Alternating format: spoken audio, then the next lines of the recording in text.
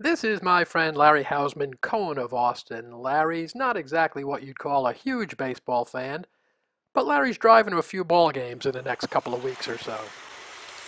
So I'm taking a trip to visit all of the Pacific Coast League parks, all 16 baseball parks.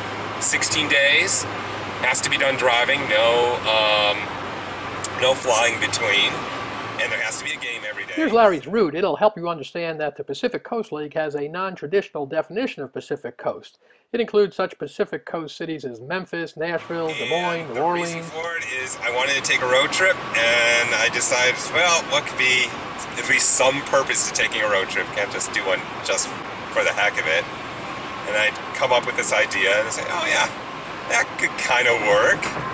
Looked at the Pacific Coast League schedule, and yes, there is a time to do it. It happens to be in April this year.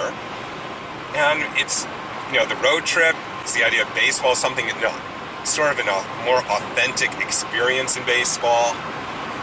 It isn't people being paid an incredible amount of money, and then having been paid an incredible amount of money may or may not perform that well. You're talking about players who, this is their shot.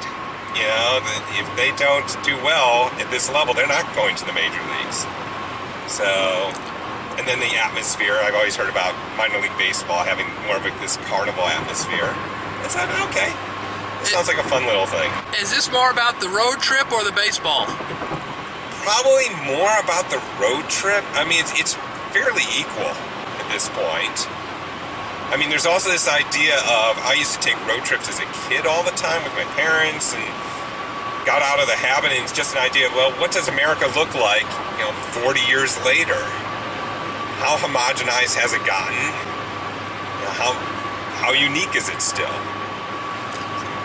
8,200 miles in a standard size, hopefully unlimited mileage rent car. Yes. Larry's Magical Mystery Tour gets him to Round Rock for a game on April 16th.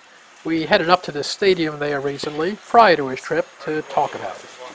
During the 16-day trip, what could possibly go wrong? The biggest thing is going to be the weather, especially the weather at ballparks, because, I could have rain.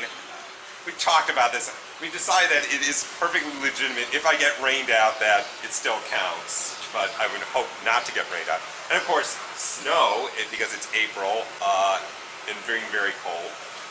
There's a problem with the first day because I have to go between Salt Lake City and over Wyoming, the mountain passes, and so it's a question of whether the weather would be too snowy to cross. So tell me, another risk we've discovered? Yes. Who would have thought? This is nuts, isn't it? Of course. Totally nuts.